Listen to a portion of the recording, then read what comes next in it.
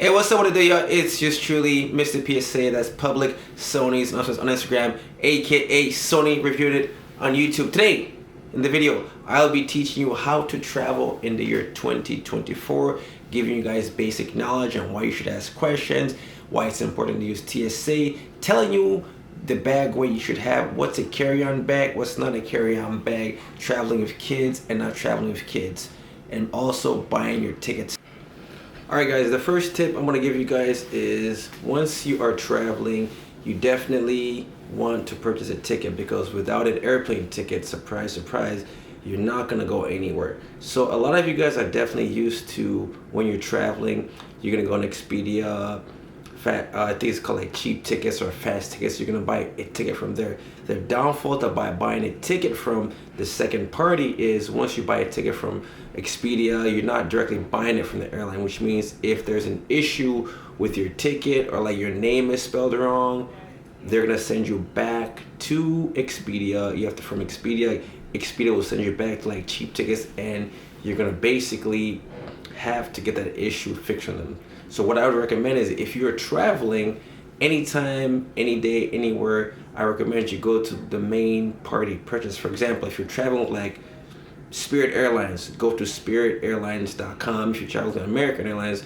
go to americanairlines.com. If you travel United, go to like americanairlines.com. By you doing that, if there's an issue with your ticket, American can fix that issue for you, Spirit can fix that issue for you, or United. Tip number 2 for you guys, if you are traveling, and this is for traveling in the United States of America, anybody who's traveling, you need a valid driver's license, a passport, or anything that has your face on it. If you're a high school kid, you don't have a driver's license, you don't have a passport, just bring your ID that shows your name on there. Now parents, if you're traveling with a kid, you have to buy that kid a ticket, and you have to have his passport with you, and his boarding pass needs to say his name there, because anybody who's traveling has to be accounted for.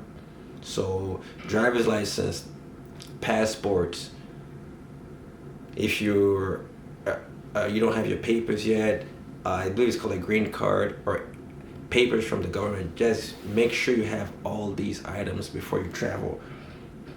You want to be accounted for all these documents. If you're traveling and you don't have a driver's license, you don't have a passport or identification card, unfortunately the TSA will not let you on board the aircraft, or you won't even get passed through security. These are the types of luggage you need to use. So on my current trip right now, I'm using just a standard carry-on bag. The standard carry-on bag is going to be this one with the student driver logo on there. So in those bags, only specific things can go in there, and I'll show you the dimensions of those. You can have your clothes, your shoes. You just can't have a battery for like your laptop. That cannot go in there. The battery has to be physically with you or in a backpack. Now the maroon luggage right there is not a carry-on bag. This right there, once again, is a carry-on bag. A carry-on bag is basically anything you can take on the airplane, and it also has to be under 50 pounds. I believe every airline, the weight has to be at least 50 pounds. And the 50 pounds is basically for flying in the United States. Once you fly out of the country, I am not quite sure exactly what that weight is, but this one right here, when you check it in, you basically go in whichever airline you're traveling with. You will check this in at the counter. They're going to put a tag on there with your name on there. Once it's done, this bag will go under the airplane. Now this bag right here also has to be under 50 pounds. If it's over 50 pounds, I believe most airlines would charge you like 100 or 150. So be careful anytime you're flying to make sure this bag stays at least at like 49 pounds. I don't know what it is for weight for other countries or how you say, but once again, this bag has to be under 50 pounds. The carry-on bag, you can take that with you. The carry-on bag will basically go inside the airplane above in the bin spaces, and I'll show you what can go in there. Now you can't have regular giant shampoo bottles in there because TSA will throw it away. Now when you're traveling with this bag, the maroon bag, you can have shampoo, any size shampoos, toothbrushes, deodorant, anything can go in there size wise as long as it's under 50 pounds. Even food can go in there. So in a few seconds here, I'll show you which items can fit in the carry-on. Basically guys, I'm going to show you a few items that can go into your carry-on bag Once again, these items, for example, this mouthwash is at least 3 ounces. The majority of these things can be 3 ounces or 2.2 ounces. So it has to be this small. Anything that's this big, once your bag goes through TSA and the bottle is too big, they will take this and throw it away. That's mouthwash. As far as lotion, same thing for this. It has to be basically 2 ounces to 3 ounces. This size can fit in there, the luggage, and TSA definitely cannot throw it away. And then the final item that I have is this deodorant, the small deodorant. So these are some of the items that can fit in your carry-on bag, which TSA will not approve. TSA will approve. So these items right here are the ones you can take in your carry-on bag.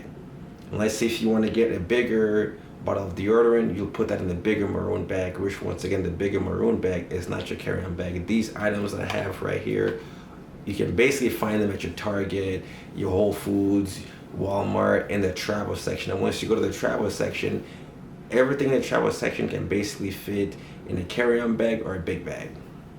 When you're traveling, you want to make sure to arrive at the airport at least 2 hours early. Once again, I advise parents, if you're traveling with kids, to arrive 2 hours early, just because depending on which airport you're traveling to, if you're gonna go to the East Coast, you're gonna go to probably the JFK airport or LaGuardia airport. Those airports are very, very big, and there's a lot of tourists there. Yes, you can use your TSA pre-check, but once again, if you get there 2 hours early, if there's an issue with, for example, your ticket or your name is spelled wrong, getting there 2 hours early can save you the time for that. Transportation is very important.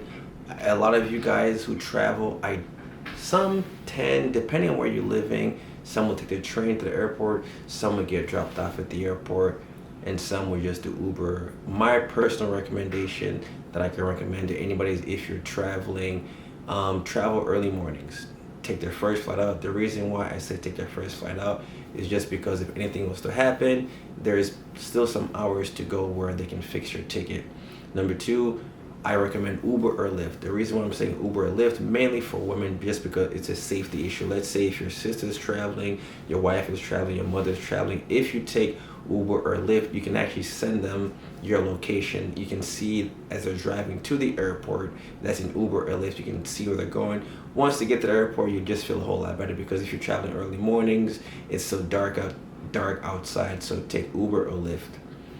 If you're taking a cab, I would strongly not recommend taking a cab, just because, and I'm not saying cab drivers are bad, but things do happen.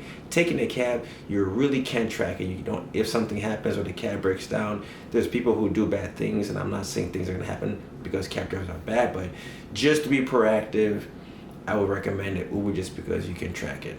A lot of you guys will get to the airport and you're wondering, if you buy food, can you bring it with you? What can be brought with you? What can I bring? So I'd strongly recommend, once you get in the airport, you get through TSA, you can definitely buy food from like your Wendy's, your McDonald's, or any pizza joint that you like. Once you buy that food right there, past TSA, then you can take the food in the airplane with you. But once you walk into the airport and you buy a pizza, that pizza cannot go with you through TSA. So I recommend that you wait until you get out of TSA to buy something. Or what people do, you just buy a bottle of water and just leave it open, and then you just leave the bottle open, leave it empty, walk past TSA, then you fill it up and bring it on the airplane with you. Now, if you're traveling in the States, there's a few things, if you're running late, that can help you get past security a little bit faster. So there's a TSA pre-check. You can sign up for a TSA pre-check. Once again, if you're gonna go sign up for a TSA pre-check, you must have a valid ID or passport to sign up for that. Or there's also Clear. So if you sign up for a TSA pre-check and Clear, if you're gonna miss your flight, there's a line for a TSA pre-check and a line for Clear. You can literally just go through those lines and they'll go faster. Remind you that when you're traveling during the holiday season, the 4th of July, Christmas, Thanksgiving, every airport tends to be busy because everybody is traveling to see family. So be mindful that you get to the airport at least 2 hours early, because if you don't get to if you get to the airport a little bit late, you can miss your flight. Once you miss your flight, you miss your meeting. It just screws up your day to the point where you're gonna get really, really upset, and you're not gonna be a happy person. Get to the airport 2 hours early. It saves you time. It relieves your stress. You just be there comfortably. You can read a book and do what you need to do. You travelers, once you travel, Depending on the kind of ticket you buy, some of you guys can go online at their line. If you buy the cheapest tickets, it will not allow you to sit with your significant other. Depending on the airline you're talking to, if you go to the gate agent and just kindly talk to them and ask him if you can be seated together, a lot of the times all of the gate agents will do that for you. Once again, this is not something they have to do. Based on, depending on the airline you're going to, they will do it just because they want to take care of you as the customer. I would say a strong recommendation: once somebody takes care of you, just tell them thank you, appreciate that. Maybe get them a little gift, Starbucks gift cards. You never know, as someone who's an employee, how their day's going. Just thank him and thank him for the service. Appreciate the person who's helping you, because it is a challenging job for them to do. Traveling is can be stressful, but I just urge you guys to ask as many questions as you can. The more questions you ask, the more employees can help you. Don't be afraid. People are there to help you as you're traveling, so do not be afraid. Ask as many questions as possible. Every airline boards by zone. Obviously, if you're in first class, you're gonna board second. If you're boarding business, second, coach, third. So there's orders. Also, people in wheelchairs, they also get to go ahead. Once again, be kindful to your traveler. Enjoy traveling. Traveling is a privilege. Ask as many questions as you can. If you're in an airport and you don't know where you're struggling, do not be afraid. Ask as many questions. Those employees, TSA, airline employees, restaurant employees, they're there to answer your questions because they want to help you out and make your travel easier. If you need to get a wheelchair service, every airport has a service that they can offer you, such as a wheelchair service. If you're walking slowly, there's like a miniature, I would call it miniature Uber. You get to the airport, there's somebody in the cart, they can just take in like a little golf cart straight to your gate. Do not be afraid to ask questions. The more questions you ask, the more help you'll get. Alright guys, looking at the bottom of the screen, a lot of airports tend to have maps. So if you're going to the airport, you feel like you're lost, they'll have a map. Just figure out where you're going or ask questions. Once again, this is in every airport you go to. It pretty much tells you where you are. Also, if you look right there, it's got a QR code you can scan. If you don't know which flight you're going to, what time is your flight, just look at your flight number. Every information is right there based on flights. So once again, you have to make sure you're reading all the signs when you're walking into the airport. If you look right there, it also says your pre-flight information, and it does tell you to be here at least 30 minutes prior to departure. If you're not here 30 minutes prior to departure, you definitely will miss your flight. These are just some of the things you need to be paying attention to when you're traveling: the gates, the flight numbers, and the map of the airport. Once again, as always, like, comment, subscribe to the channel. We are on our way to 1,000 subscribers. Like, comment, support the movement, guys. I'm trying to grow the channel. As always, in this video, I did cover be there on time at the airport at least 2 hours early. Consider getting TSA pre-check. If you're traveling with kids, the airline will help you. There's going to be a separate line we can go to with a kid, preferably maybe in a stroller. Be kind to your passengers. People, if you see somebody elderly, help them out. There's wheelchair service. So there's multiple services in the airline industry. I would strongly recommend you ask as many questions as you can. The more questions you ask, then they can help you. Like, comment, subscribe.